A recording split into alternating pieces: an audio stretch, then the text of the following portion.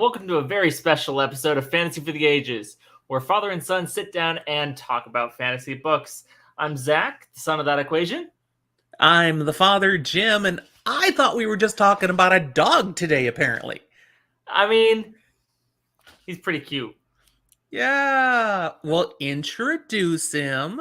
This is Rolly. He's the newest member of the Stone Scriven household, Scriven Stone. We haven't decided. Hi, Rolly. I'm your grandpa. That's how it works with pets. Kind of, I guess. Yeah. All right, I'll let you down, buddy. We certainly had talked about Rolly on previous episodes. You said he'd be coming, and now he's home. So, very nice to see him. Absolutely. And hopefully we don't hear him too much. He's kind of quiet, though, isn't he? Not a real barker. Yeah, no, he's not too loud. But we'll get into some more of that later. How you doing, Dad? I'm doing great. It's been a full week, but it's been just a normal work week for me. It's about to amp up because my cycle of activities is very much tied to the school year. I work in a field where I'm supporting schools, and schools are starting. So I start traveling. I'm going to be out of town this weekend. That's why this is the only recording we're doing this weekend, because I'm leaving tomorrow. I come back late Sunday. Your mother's coming with me, so kind of nice. A quick there and back to Central Oregon. It'll be very pleasant. But yeah, no issues. It's been nice and calm and pleasant. How about you? I'm doing all right. It was an interesting day at work today, enough that I went out for drinks with friends. So getting a little ahead of myself, I am not going to be drinking here today. Because you already have. Exactly. I pre-gamed our episode. You taught me that word, pre-gamed. Which still amazes me. So instead, I'll just be having some soda while I'm here still in my scrubs because I just kind of roll into this. That being said, I've been pretty good in the past week. We got Rolly here, who is doing fantastic in the house. Nice. He's still got some adjustment things. He eats all of his toys. Literally all. I have never seen a dog able to chew through things like this dog. Nothing will stop him. So he used to have a salmon. He does not have that anymore? He ate the eye and much of its insides. He also gave a dinosaur a lobotomy. A mouse has been detailed. A number of things. I think he's trying to actually chew the lowering mechanism of my chair right now. So that's interesting. But Welcome to dog ownership. Unfortunately, he was a little sick last night. He hasn't been eating too much because we think he ate too much of the fluff of his animals. But as of coming home today, he's eaten more of his food, and it looks like we're going to be expecting him to be totally fine and recovered from that now. So I'm excited. Very good. All right. Well, I am drinking because I did no pre-gaming. But it's a Friday night. I'm going to have pizza later. I just I just made a nice Long Island iced tea. Nothing complicated. You're going to be like distracted by your child. This is just funny. A little bit.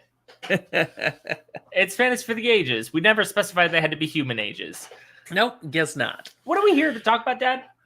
Well, we're here to talk about something that we'll talk about in a moment because we've got a few notes first. Just a few little things. First of all, it's almost September, which means we're going to be starting up our Tri-Reader tournament. We are. On What's Twitter. The topic? We haven't decided yet. We've been kicking around some in our Discord. And I'm going to make the final decision this weekend. But we've kicked around, the top young adult series out there, the top horror book or series, because we don't get October. That's a Fantology one. So we could do September or November to do horror. Stuff early. Yeah, so September, we could do horror. The top book or series I know, I think it was just book. The top book that broke you, just, I might have to have some questions of clarification of what that means. It might be fun to leave it vague and let people figure it out. Anyways, these are all topics that we'll do eventually. It's just a matter of which one we do this next month. So that'll be coming out soon. Watch for that next week. And if you're listening to this when it drops, then it should already be out there. So go look for that and jump in on our Twitter tournament. It'd be great. Fantology, we alternate months with them. We won the August tournament, which was fantastic because we were in the finals the 3 previous times and lost to great competition. This time we won against great competition. It was a very close match. Thank you to everybody who voted. I want to say it was like a 1 or 2 vote difference. So it really was. It was really tight. It was very close. So that was fun. The only other thing to talk about before we get to our topic is, what are you reading now? It's always nice to check in. Where are you at on books right now, Zach? I am slowly making progress on Oathbringer. I haven't had as much time as I'd necessarily like to read usually, since so much of my time has suddenly been taken up with a new creature. But aside from that, I did finish that Fluff Riordan Magnus Chase book that I was listening to and have started in on Neil Gaiman's American Gods, as recommended by our Discordians. Yes. So thank you very much for the suggestion. I've been enjoying it so far. Definitely a different read, and not your typical fantasy book, but very entertaining so far. What are you reading, Dad? Well, I just finished this book that's on our screen right here, the Kaiju Preservation Society by John Scalzi. It was fantastic. I'm actually going to do a review episode just on that book coming out soon, one of the Just Jim episodes, because I want to talk about it some more. But it was fun. And then I moved on to farther on the screen over there, Prince of Fools by Mark Lawrence, which is the start of the Red Queen's War trilogy. So that's a kind of follow-up to the Broken Empire trilogy. It's really more just more characters and a different story in the same world. So it's kind of more a spin-off than it is a follow-up. Well, there is some overlap. If you read it without having read the Broken Empire trilogy, you wouldn't enjoy it as much. But it's a standalone, it's on its own, and it's so far so good. So I'm doing that. And then, right below me in the picture is Dragon Song. That's our current book for our Pern book club. And I finished that one a couple days ago. So I'm not doing any Pern until we get to the end of this reading time. And we'll talk about this book. Remind me, it's above me. You read the first 2 of the Night Angel trilogy. Did you finish it? 3. I'm done with that. I don't remember if you had mentioned that on podcast. I think so. How'd you like the conclusion? Because I haven't gotten there yet. It's very good. Yes, very satisfying. So you should finish that trilogy. I'll get there. Yeah. No, so that one's done. Absolutely. Good stuff. But, we have different things we read. Up in the corner over there is The Lies of Locke Lamora on our screen. I haven't touched that one yet. Gentleman Bastard's very entertaining. I will actually be going back to the second one of that not too long. I very much enjoyed the audiobook version, so I'll probably actually hit up the audiobook for the second one. Okay. And it's on my TBR with a lot of things. I don't know when I'll get to it. It's not near the top. There's just so much to read. It falls into that weird category where I think you'll enjoy it, but somehow I think I enjoyed that one more than you will. Well, we'll see. We'll see eventually. Absolutely. I guess to me, it's the lawful good in you that enjoys these things, but not as much as the not so lawful good in me. But see, talk like that is why you should read The Broken Empire. Because it's grimdark and it's screwed up. And I liked it. But you'd probably love it. It's in my list. Just good. Not far enough to be able to know where in my list. All right. The other thing I keep teasing our Twitter followers about is what's on my list and getting very, very close. Because I didn't mention I'm also reading the Death Gate cycle. I had already started that, I think, the last time we spoke. There's 7 books in that, so I'm going to be working my way through those. But when that's done, Malazan is finally waiting. Ooh, Book of the So I'm Fallen. going to jump into Garden of the Moon and all of those books in the Malazan main content. Yeah, I think there's 10 books there. Had you hit the first one already, right? No, I haven't touched Malazan at all yet. Oh, I thought you had for some reason. Nope. But it's coming. It's the next thing I will read physically. That's the plan. Audiobooks will be other things, but I plan to get into Malazan as soon as I'm done with Deathgate Cycle. It vaguely connects to me like that. What was it? House of the New Sun or something? These books that are rites of Book passage. of the New Sun. Book of the New Sun.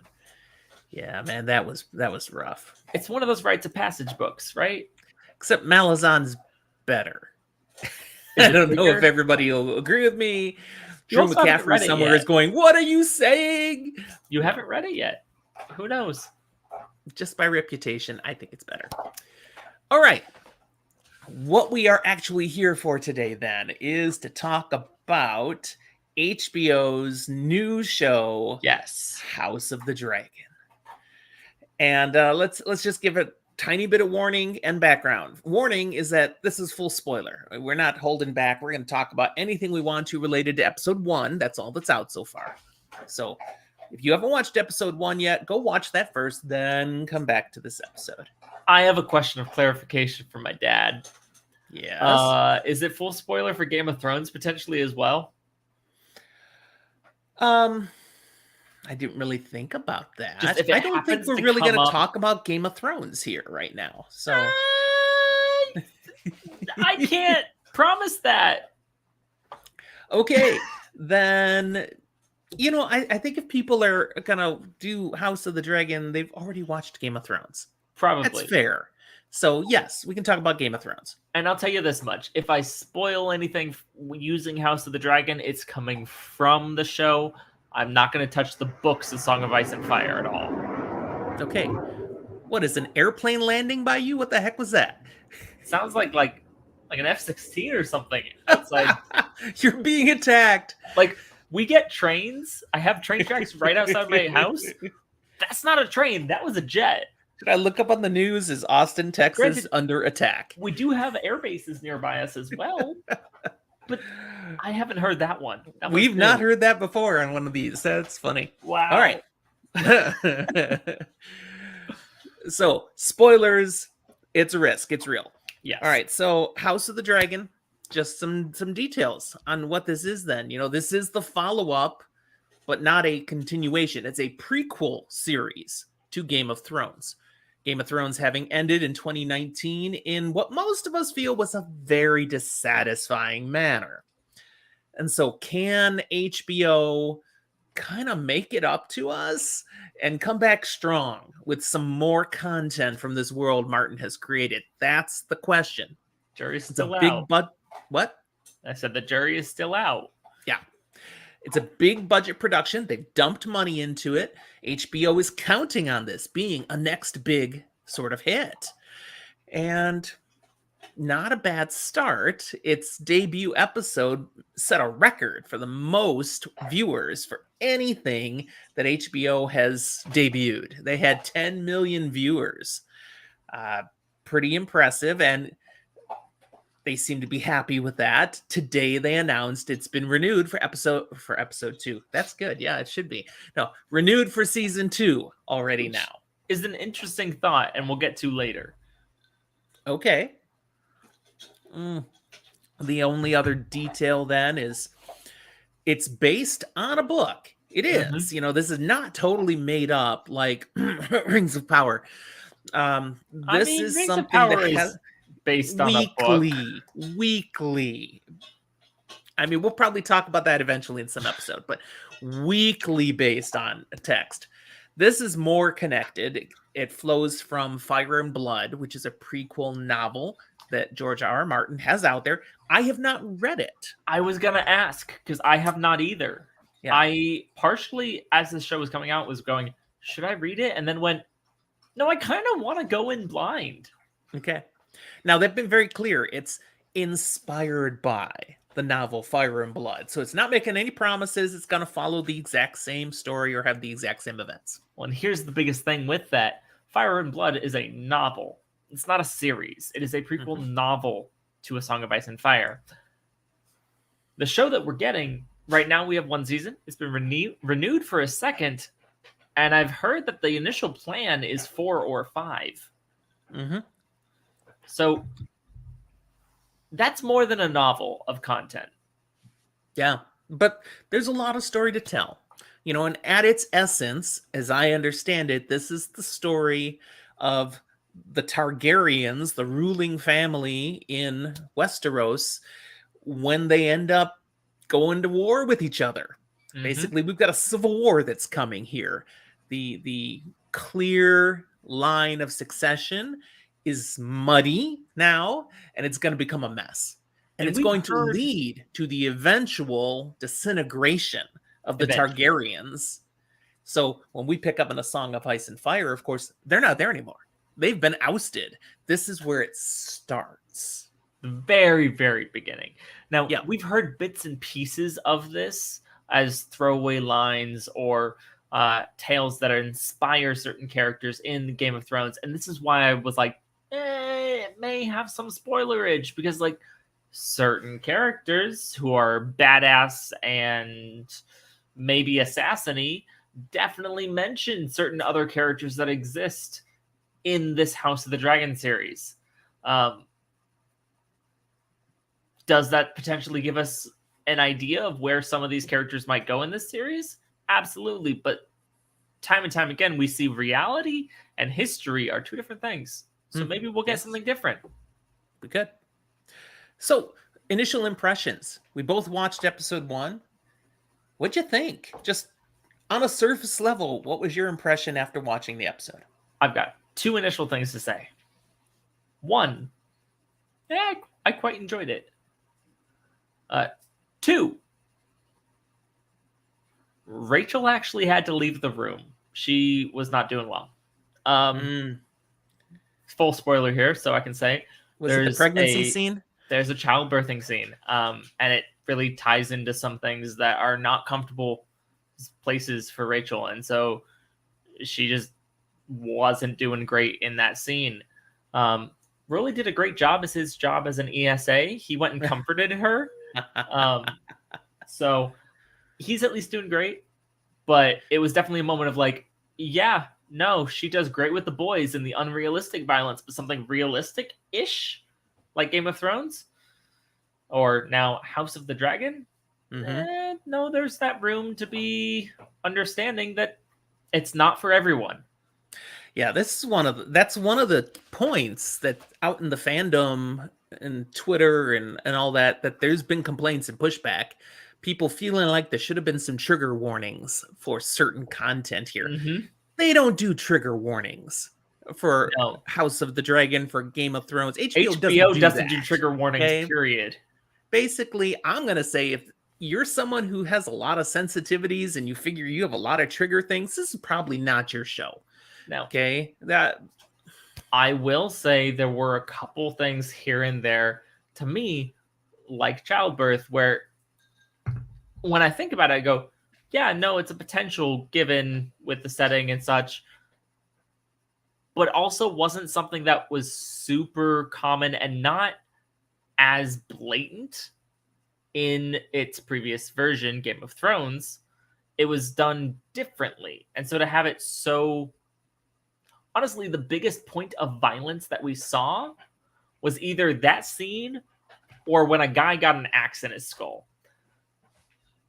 So to realize that the biggest violence in the episode was childbirth was weird.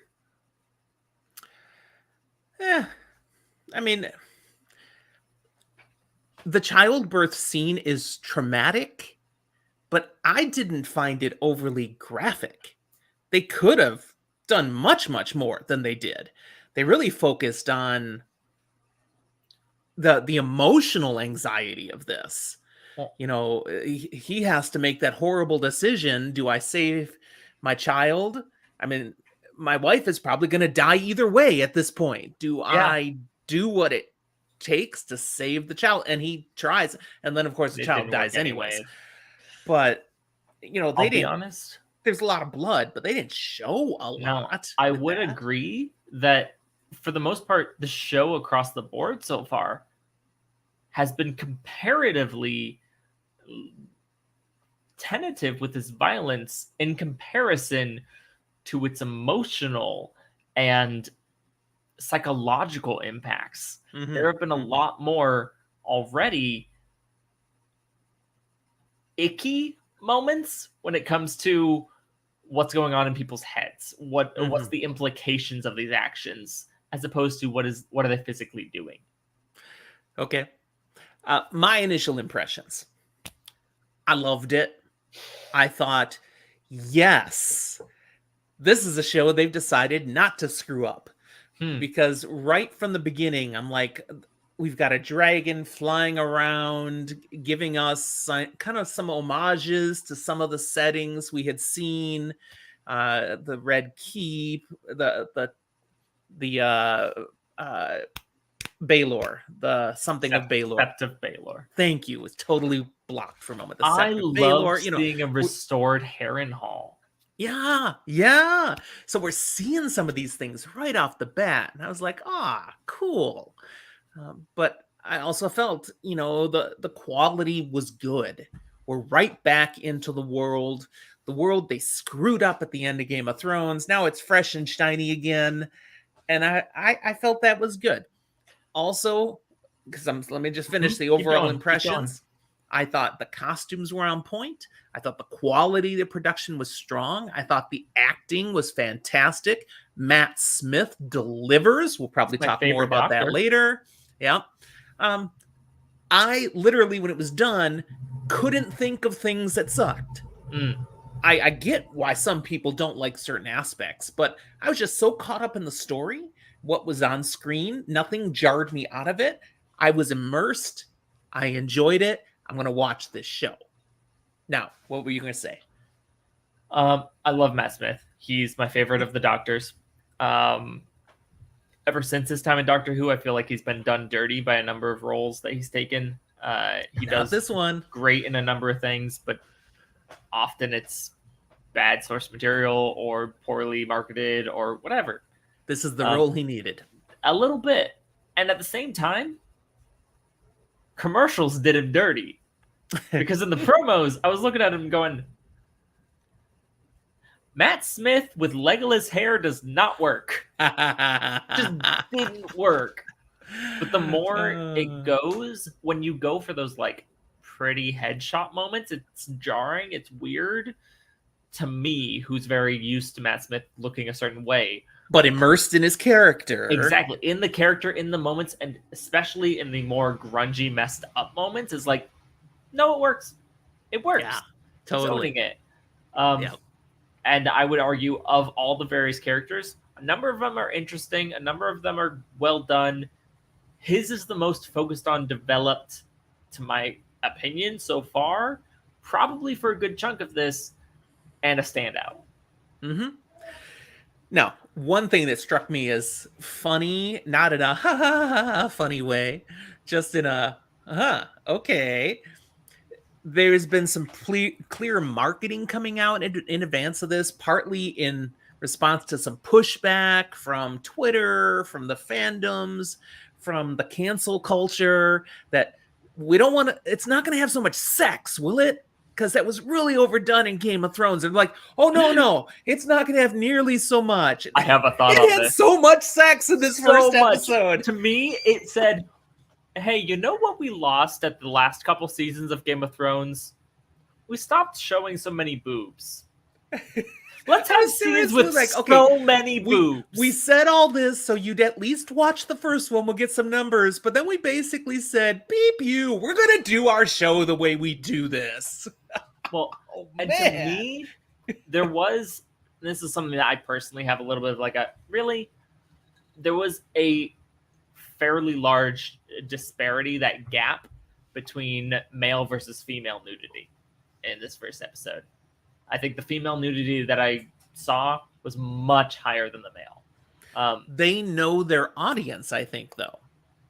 And yet, at the same time, come on, it's 2022. Give us a little bit more equal share of that. because there were certain points and moments where it was there, but the male nudity was implied while the female nudity was showed. A large group, a large room, and one of the genders is only really implied while the other is directly shown. See, it's intentional. This is a show, though, I think, that knows the audience is trying to please, and it is not trying to please everybody. I mean, this is a clear contrast between the Wheel of Time, where the Wheel of Time is very much trying to appeal to the people who are thinking just what you're thinking. And so we had some balance. Heck, we had more male nudity than female nudity. We didn't have much nudity in the first season. No, we didn't have a whole lot of nudity, period, which is okay. Well, we got Daniel Henney's. We got his butt big and clear. You know, I mean, that's what they're going for. Oh, look how we're doing this right. House of the Dragon is like, we aren't doing anything right. We're doing whatever the heck we want, staying true to the world we already created in a Game of Thrones. And I think they stayed true to that, not to what people are demanding these days or crying for. And so I saw a lot of stuff on Twitter with people crucifying the show. And I'd say that's the minority voice, but it's out there. It's loud. It's strong. And I'm like, okay, guys, just don't watch the show. Okay, they're going to do what they want to do. You don't like it, don't watch the show. To me, much of the show screamed early days Game of Thrones with late days Game of Thrones effects, which to a certain extent is what we always kind of wanted from Game of Thrones. So I'm excited for House of the Dragon in that sense. But at the same time, both those sections had their flaws. And to accept the greatness that we want the show to be, I feel like we have to still acknowledge some of those flaws and say, yeah, this is there, but also keep in mind, this is what it's doing. It's intentional for that. We can laud it for it, but we also can acknowledge that some people, sometimes including myself, think that it doesn't need to do it that way. And I think we can both also completely agree. There will never be a show that satisfies everybody. Not a chance. Right. I mean, the same things that people are criticizing this show for is different in the Wheel of Time. And there's a whole nother segment of society that hates what they've done with the Wheel of Time for those reasons. Now, two other things I saw out there in criticism on Twitter that I'd love to hear if you what your spin is on it. The first one, I was like, really? Somebody who was really ripping on the poor CGI. And I did not see that. Nothing took me out of the show. I thought it was really well done. So what do you think? I think we haven't seen enough of the dragons yet. But they were basing it on what they saw in episode 1. Well, and here's the problem. We saw 2 scenes, really, that included dragons. Mm-hmm. An opening scene and a funeral scene. And there was a certain bit of me that was looking at this and going, it looks good. And there was another piece of me that was going, it looks like better done B-movie fantasy. So it looked good, but it didn't look great. And often it was those big camera shots with dragons. Looked like we had a dragon of one tone and a city of another tone. And both these things are beautifully done CGI, but they weren't meshing. All right, in the way that I wanted them to. I appreciate that perspective. I didn't see that, didn't catch it. If I watched it back critically, I might catch that now. To me, what I wonder is if these moments that we saw with Dragon so far were such small elements of this episode that they kind of got put on the back burner. That maybe the bigger moments coming up later in the season, combat moments, bigger things that are going to be more involved or story driven, but the dragons actually have a bigger important role, if those elements will have a stronger focus, or if they're still going to do this little bit of, we really value this part that is real or CGI'd for realism, and we really value this part that is CGI dragons, but those teams aren't necessarily talking to each other. Well, we'll see. Criticism was also had in some circles on the costumes and the wigs. I didn't have any issue. I thought the quality was fine. I said my piece on Matt Smith's wig. And I think it actually does go across the board, especially for Targaryens. Close-ups don't do them justice, but it's partially because the way that Targaryens are is so not in line with so many people's features. Both the style of hair, the coloration, it's not meant to go with people sometimes. Well, and so when you try to force it because this actor was great for this role, they don't look right. There was criticism of Patty, the guy who plays the king right now, because his facial hair doesn't match his head hair, and I'm like, okay, look at me. Sometimes the facial hair doesn't match. I agree. Sometimes it doesn't match. However, when it is a calling card of Targaryens that the hair is that stark white, they could have dyed the facial hair. Maybe I'm more forgiving than some people are. I just got into the story. That's what I paid attention to. I found it a good story. I'm engaged. I want to know more. So I forgive some of those things. Okay, one last criticism, and then I don't want to talk about any more criticism. I want to talk about more of the fun stuff. Okay. I saw some idiot out there irritated that one of the king's counselors, the husband of the woman who could have been queen but wasn't, is black. Yeah, no, I'm like, that one. What? So friggin' what? Yeah, you have and that actor shouted back out on Twitter like, that is so racist. What is your problem? We already have it established in this world that a black person can be rich. So they're not even breaking from what they've done before. But I had zero problem with that. Come on. Let's just go to the extent of you're okay believing that dragons and incest and people who can touch fire without getting hurt are fine. But a black person being anywhere close to in charge, I'm sorry, that's racist. In the kindest way possible. I was like, really? Grow up. So if anybody watching this episode feels that way, I'm holding myself back with my language here. I know I'm the young one who sometimes speaks a little more French. But no, that's messed up. Like, I don't know what world you think you're living in. Wake up to this one, please. Be a real person. Yeah. So let's talk about some of the details of the show we enjoyed, some of the performances, some of the best moments. The tournament, that was fun. It was much elevated from the tournament we saw in Game of Thrones, which I was like, well, that shows how society is kind of broken down some by the time we get to a Game of Thrones. This is a more elevated time in Westeros. I really enjoyed the intentional choice of having a character moment to not let fucking Daemon win. Because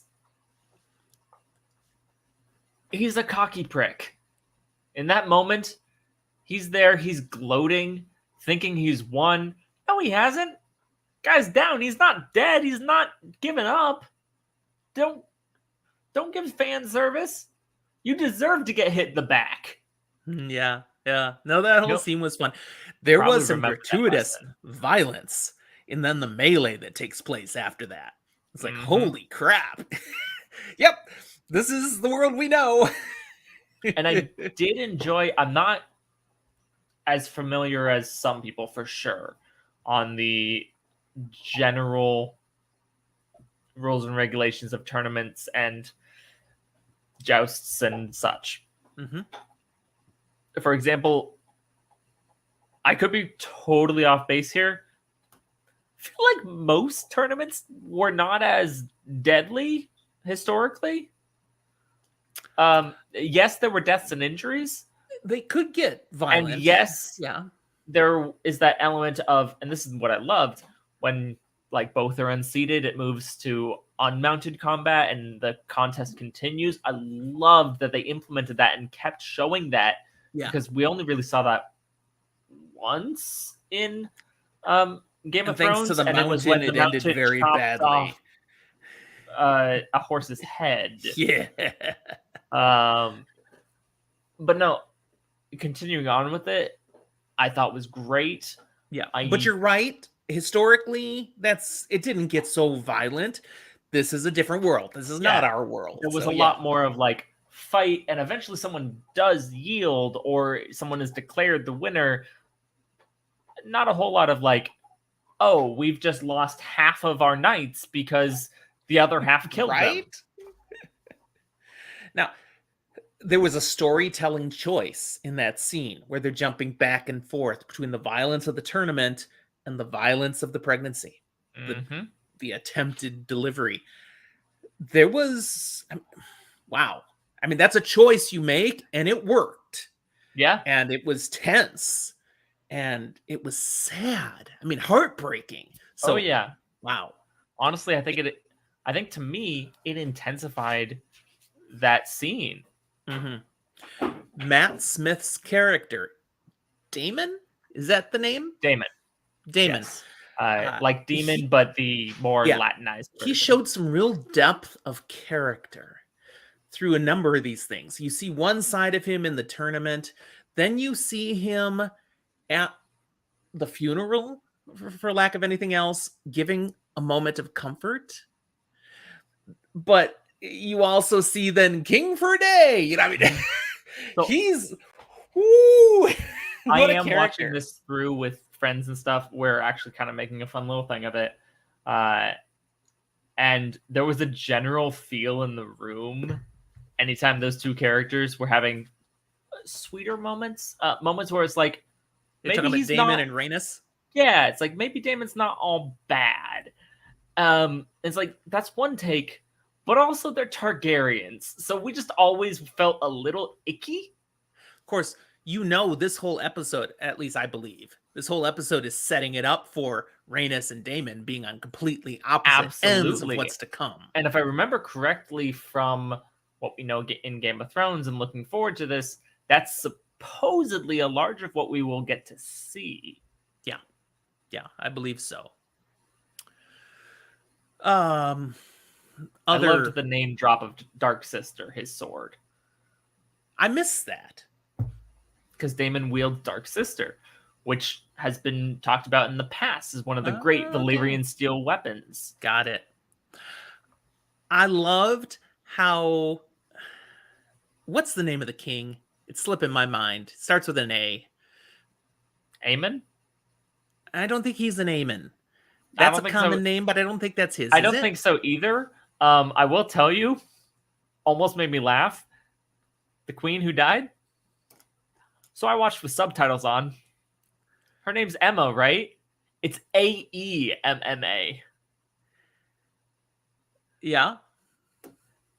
I just wanted to laugh because I'm like, I'm sorry, you tried so hard to make it an AE name that you named it someone Emma with an A. Where I was going with this, though, is how he keeps cutting himself on the stupid throne. That's a horrible design for a throne, and they emphasized it here. He keeps nicking himself. He's got this wound he's dealing with. It could be infection from the friggin' throne. And I'll actually go a step further, though. In a great medical moment, they're showing, in a way, his ineptitude to the throne, or at least rather his ineptitude to an active ruler in that. Because to me, I'm like, yes, it's a sharp throne. Yes, you keep cutting yourself. But that sore that's not healing... Cut it off and cauterize. Totally. No, that's a pressure wound. That's something that is continuously going because you're sedentary. That's not... Really? even if it is like actually poking and that's what they're actually going with, to me, the fact that it keeps being not healed, it's not because he keeps hurting himself, it keeps cutting himself. It's because he keeps sitting in his chairs. Yeah. And it was a subtle way, very subtle, to say, this guy's not out there. He's not active. He's not a big lead by example. He's a king from the throne. All right, so they've introduced something to the plot that it may flow from the book Fire and Blood, but it's new to us. This idea that the Targaryens at the top level know about what's coming. Yeah. I mean, that their need to make sure they stay in charge and are ready so that the world, not just Westeros, the world can resist and fight off what's coming. It's like, whoa, what? I got really excited. Did you see it? Did you see what the king had on his belt when he was telling her about the whole prophecy, Song of Ice and Fire, all that? Tell me what I missed. I'm pretty positive. I could be wrong. The internet could come at me and tell me I'm wrong, and my eyes deceived me. I can't say I was completely sober. But I swear that same Valyrian steel dagger that inevitably gets wielded by Arya to kill the Night King was shown in that scene. No way. With the king. That'd be awesome. I'm like 98% sure. I'm going to be rewatching again. So I will look for it. Yeah. See, this is where I'm so happy with this episode, because I don't ever want to watch season 8 of Game of Thrones again. Too much of it was boring and trash and done poorly and rushed. I don't need it.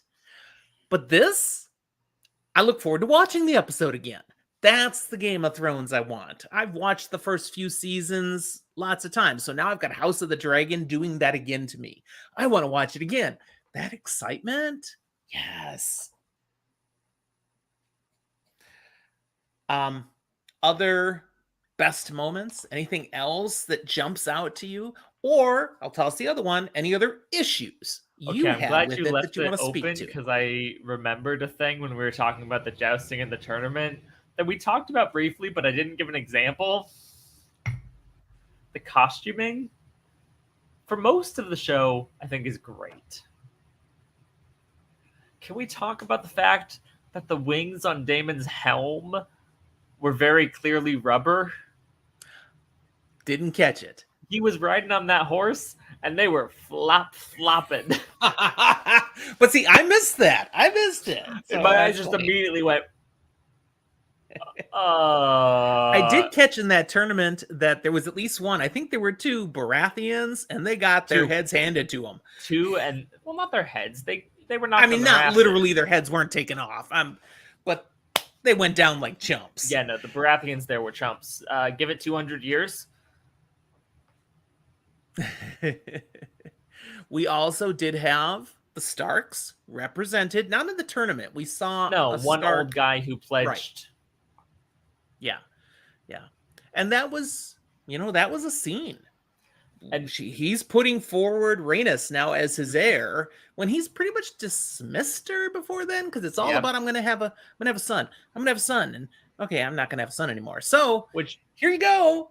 Historically kind of reminds me of England at certain times. Henry VIII. Yep. Mm-hmm. So yeah. There was a lot of good moments. I really did enjoy it. The guy playing the Hand of the King, he's grumpy all the time. I don't much like him for one reason. But he's father of Rhaenys's. Okay, I got to ask you about this. Father of Rhaenys's best friend. No. Come on. Even if they're not actively currently, they you saw what I they saw. Will be. Absolutely. But she's gonna have to instead. No, I'm sorry. Do something with a family member. I mean, that's how it rolls, isn't it? Debatable. We'll get to that in a moment. Let's just start with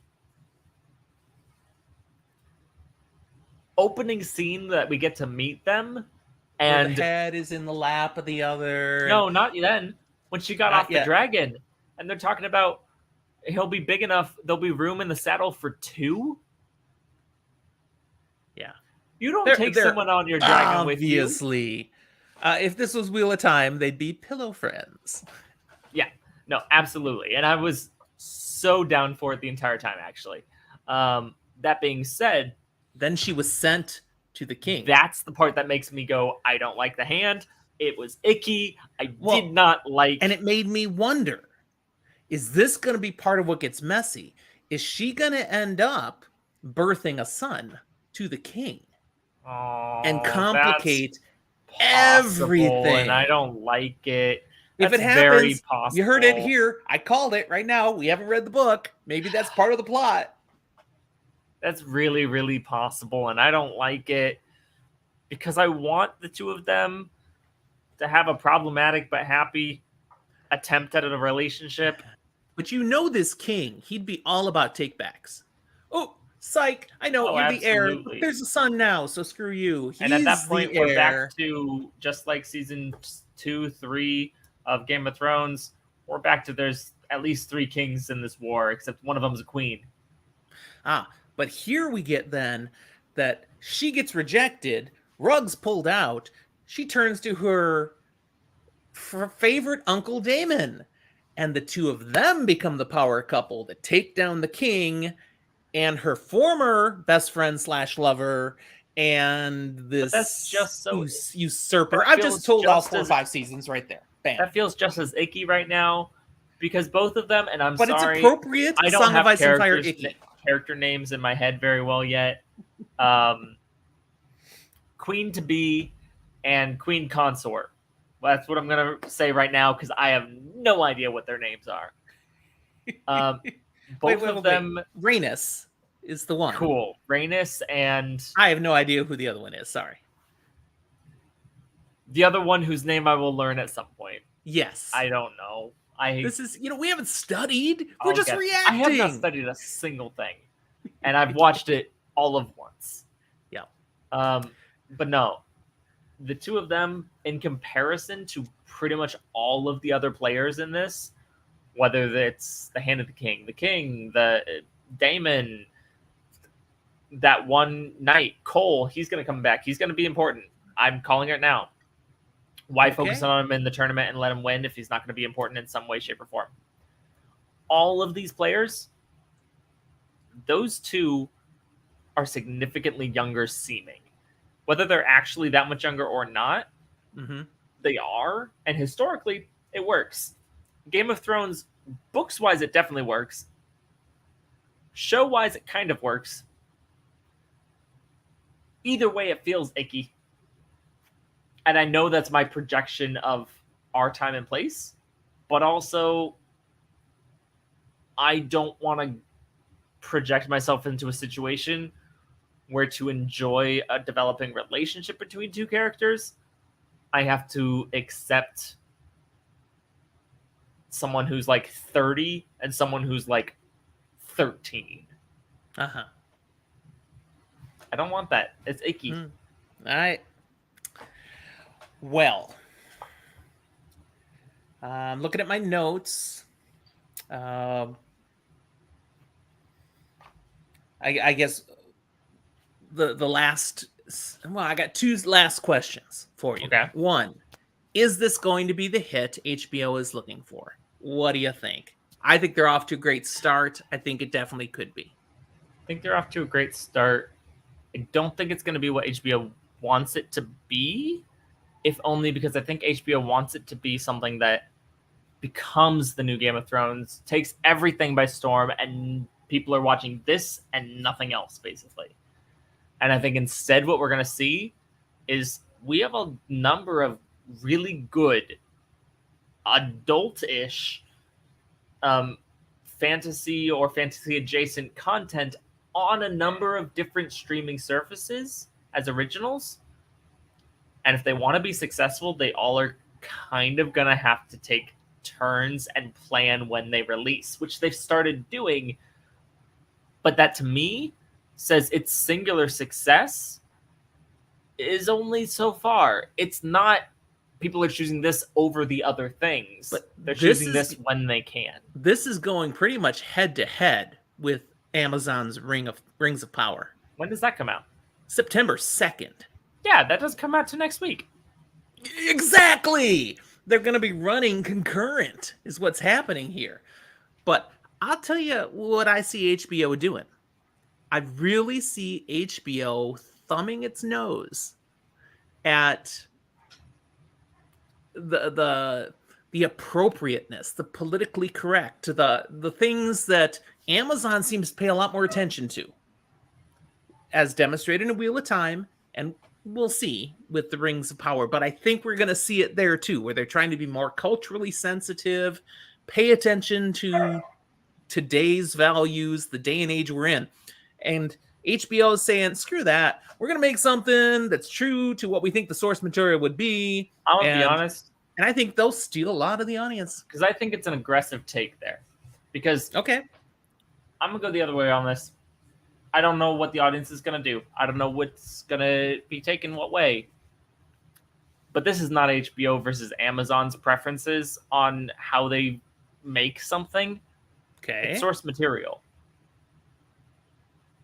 George R.R. Martin's writing. Oh, man. I'm going to push back hard in a moment. But finish what you're saying. Or Tolkien's. The ways of what's pushed and what's politically correct or what's more graphic or whatnot. It's like, I understand that people are maybe not keeping to the source material or they're adding things to be more culturally relevant or sensitive. But we don't have the gratuitousness and the boobs that George R.R. Martin's writing has in the Wheel of Time. We just don't. Yeah. But I just got to call a little BS on this, though. Because, okay, Wheel of Time has totally... And I like the TV series, but sometimes I have to remind myself I like the TV series because they have really changed some of the focus, some of the emphasis of the source material to suit what they think is relevant to 2022. And that bothers me at times. And there's some people that have boycotted it because it bothers them so much. I'm like, no, I still want it to be successful. I still enjoy the story. But I get why some people are troubled by that. And come on, Rings of Power, Tolkien forgot women existed practically, and the star of Rings of Power is a woman. You and I do disagree. They're doing the same thing. They're shifting to modern culture. And I hope it's a great story. I plan to watch it, and I hope to enjoy it, but come on. You and I do disagree on Wheel of Time to a certain extent. I will agree with you and concede that things are shifted and things are changed, but I don't think there's a whole lot that's put in there that's not in the books. It's just things that are highlighted or focused on differently, things that are inferred as possible but not always confirmed, that are pushed a little bit harder than they are, and definitely earlier than they are in the series. Yeah, that whole, Swan and Moraine lesbian relationship was really emphasized in the books. I'm saying that's one of those things that, it is actually talked about as possible. Yes, possible. But they make a choice to emphasize it. Show. Now. I don't think there's anything wrong with that. And if anything, it's creative license like that, free to do it. Puts more boobs in the show. So I thought that would put your, hey, let's put more boobs in TV, make you happy. I don't know. Because apparently that's fine. I don't understand. I was talking with Spencer over at the Fantasy Files podcast, and he really does not like the Wheel of Time TV show. And his biggest reason is that they've really, as he looks at it, they've diverged from the story. And if it's such a great story, why not just tell the story? Why do you have to make it so much your own? And it's like, some people have a point like that. Some people Game of Thrones told the story that's in A Song of Ice and Fire. It made little shifts And then, of course, it had to make up crap at the end. But for the most part, it's what's in the books. They couldn't put everything in. They left some things out, but they didn't totally shift a lot of stuff. I will say that most of my favorite adaptations leave things out rather than change things. Yeah. That is fair and true. What we will see exactly as time goes on in a number of things, time will have to tell, especially with this new show with House of the Dragon, the fact that we're getting a novel worth of materials expanded into multiple seasons. They're going to be making things up too. They're not going to be sticking to Don't be source the material. Hobbit. So will it be able to stick to the core story and spirit and work? Will it expand, do something more, and work? Or will it try to be something that it really probably shouldn't and fall a little flat? Yeah. I tell you, though, it's a great time to be a fantasy fiction fan. There's so much we haven't even talked about, and I want to do an episode on it when we get there. There's a Dungeons and Dragons movie coming to mainstream. It's not out yet, but I'm looking forward to it. I'm so excited, and I know it's contentious in the D&D world even. But we're doing an episode on it. Period. I'm saying it right now. Nice. All right. I'm looking forward to that. We can do that for sure. So, final comment. House of the Dragon. Are you going to keep watching? I may or may not, and by may or may not, I mean may already have plans to be watching it Monday. Even if Rachel can't? Even if Rachel can't. I'm hooked. I'm totally watching. Your mother watched with me all the way through. You have to do a Dungeons and Dragons movie episode because you may be the first guy in. We have a Rachel sighting. Because of D&D. Apparently, this just in. I got a girlfriend because of D&D, and I might be the first in history, according to my girlfriend. I don't know if I believe that, but apparently. No. Yeah, I kind of doubt it, too. There's got to be some others, right? I think Big Bang Theory even proves that wrong, doesn't it? Big Bang Theory is a sitcom. I don't think we can trust that. Don't trust Big Bang Theory. There is no realism. Anyways, you were saying? I don't know. What was I saying anymore? No idea. Oh, your mother watched the whole first episode with me. She enjoyed it, more or less. She didn't craft at the same time. She actually sat and watched it. Interesting. Seemed to enjoy it. Appreciated it. I think she'll keep watching with me. So that's a good sign because we couldn't get her to watch all of Game of Thrones. She did often, like in the later seasons, sit down and watch it with us because we'd gotten her hooked with crafting through the early seasons. But we're pulling her over to the light. I mean, she's in Knife of Dreams now, reading through the Wheel of Time. I got all the way through season 1 of Stranger Things with her, and we've started season 2 now. I think we're winning her over.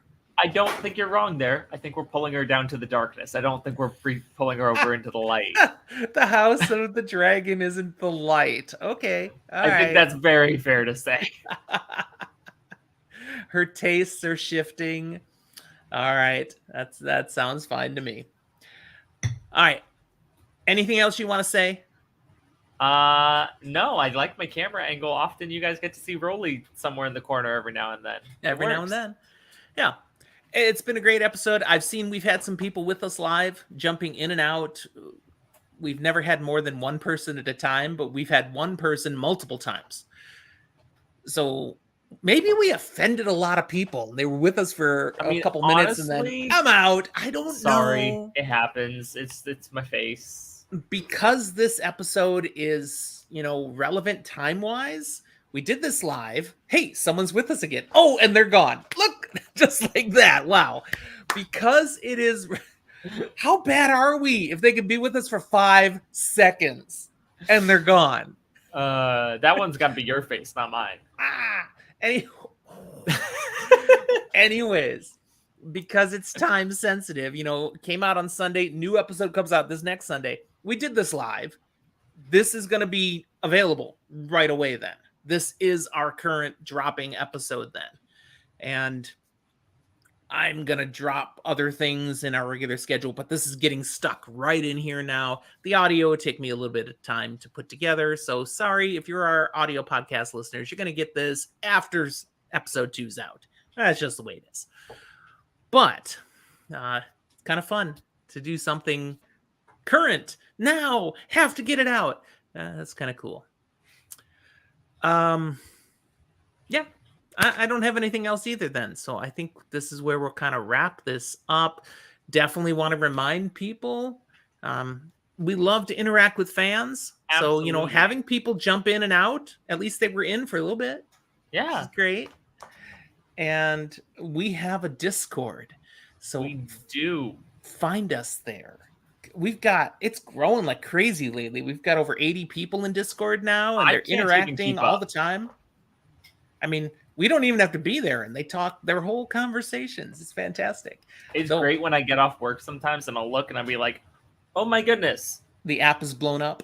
I have so many notifications. Should I have turned these off? Maybe, but I like seeing that people are talking. It's a good environment. Absolutely. So definitely want to highlight that. Find us on Discord. In the show notes, you'll find all the ways you can connect with us, because there's also Twitter and Facebook and Instagram. But Twitter is really the place. We have an email. If you want to email us, go ahead. We'll answer. But I definitely want to shout out our Patreon. Absolutely. We've picked up a few new Patreon supporters lately. That's just a way where you can get some extra content. You can support us, keep us enthusiastic about what we're doing. But I really want to emphasize our extra content. We've got 16 episodes for Patreon supporters only. So you have to get up a little higher in the tiers to access those, but not ridiculously high. No. They're accessible, and that's fun content out there. And we'll be making another one fairly soon. Our 17th. I have no idea what we're doing yet, but we're doing something fairly soon. We love gifting our Patreon supporters with that. So how to find us on Patreon is also down there. And those of you that already support us, thank you, thank you, thank you. You guys are awesome. I think I can run our outro then. Yes? Go for it. Yeah, you've already talked most of the material, so I'm probably going to talk over our outro. Please do. I'm not going to necessarily talk about this. I kind of on the spot. Are we doing these weekly? I didn't think we were. But we're House of the Dragon, you mean? Yeah. No, we're just jumping in because it's new and let's talk about it. We'll probably have at least one more kind of wrapping up the season when the season's over, we'll come in. We'll talk got some initial thoughts out here. We'll recap and see if our opinions change. Absolutely. And probably by then you'll have finished like 7 more books. Probably. I'm pretty sure. All right. We'll talk to you next time, everyone.